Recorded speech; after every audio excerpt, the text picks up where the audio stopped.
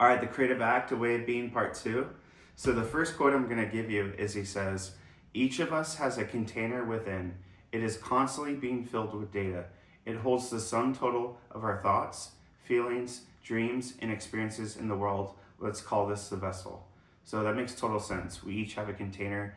We take in all the information we can, put it in the container, and that's how we kind of perceive the world. And so, bouncing off that, he says, to navigate our way through this immense world of data, we learn early in life to focus on information that appears essential or of particular interest. And then he says, as artists, we seek to restore our childhood life perception, a more innocent state of wonder and appreciation, not tethered to utility or survival. That makes so much sense and it's so interesting. I feel like as you kind of grow, you have these like kind of like stereotype thoughts, or you're kind of trained to think a certain way. And so when you can kind of look at things as a kid, when you're just kind of taking in the information for what it is, I feel like you can build more creativity, and you can kind of look at things a little bit deeper too. And so the next line he says, no matter what tools you use to create, the true instrument is you. And through you, the universe that surrounds us all come into focus. The act of creation is an attempt to enter a mysterious realm, a longing to transcend. What we create allows us to share a glimpse of an inner landscape, one that is beyond our understanding. Art is our portal to the unseen world.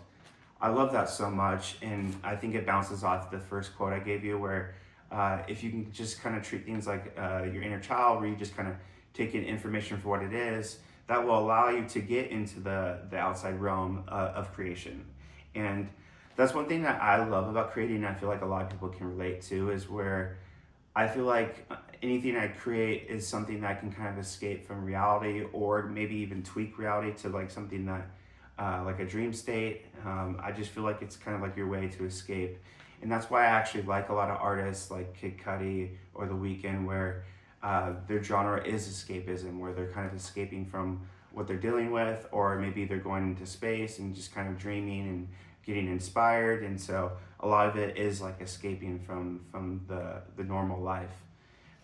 And so the next quote I'm going to give you is he says, the practice of spirituality is a way of looking at a world where you're not alone. There are deeper meanings behind the surface. The energy around you can be harnessed to elevate your work. When you're working on a project, you may notice apparent coincidence appearing more often than randomness allows, almost as if there is another hand guiding yours in a certain direction, as if there is an inner knowing gently informing your movements. Faith allows you to trust the direction without needing to understand it. I love that. It kind of goes in the idea of like things happen for a reason. And I've definitely noticed that, like, for example, the last script that I was writing, whenever I was stuck on a scene, I would just kind of take a walk or just kind of like live my life casually, but have like that scene in the back of my mind. And I felt like things would kind of just present itself to me. And he even mentions a personal moment where his doctor told him to remove a part of his body because it was causing issues. And then a book stumbled upon him that basically told him the exact opposite. And he ended up trusting the book, and it ended up working out in his favor. And so it just goes to show you that like the universe and the world will kind of assist you and give you a hand when it feels like it should, or when the timing is right. And so bouncing off the timing is right, he says, material for our work surrounds us at every turn. It's woven into conversation, nature, chance encounters, and existing works of art. Always look around for clues pointing to new methods or ways to further develop current ideas. If we aren't looking for clues, they'll pass by without us even ever knowing. And so I love that. Everything's just kind of bouncing off one another. And so he's basically saying that if you don't allow the universe to hand you and assist you, then a lot of opportunities will just kind of come and go. So when you're kind of working on something, or something's going on in your life, like just pay close attention to what signs the universe and the world is giving you, because it's giving you a lot of signs.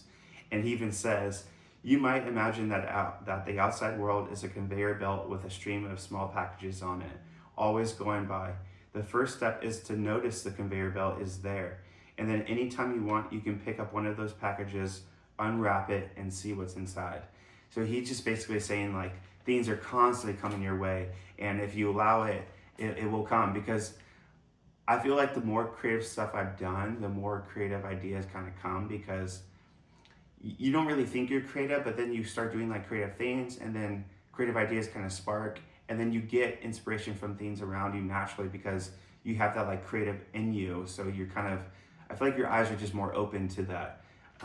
It just makes me think that I guess lack of a term, you're kind of a little bit oblivious to it if you don't really focus on it. And so the last quote I'll give you, he says, when the clues present themselves, it can sometimes feel like the delicate mechanism of a clock at work, as if the universe is nudging you with little reminders that it's on your side and wants to provide everything you need to complete your mission.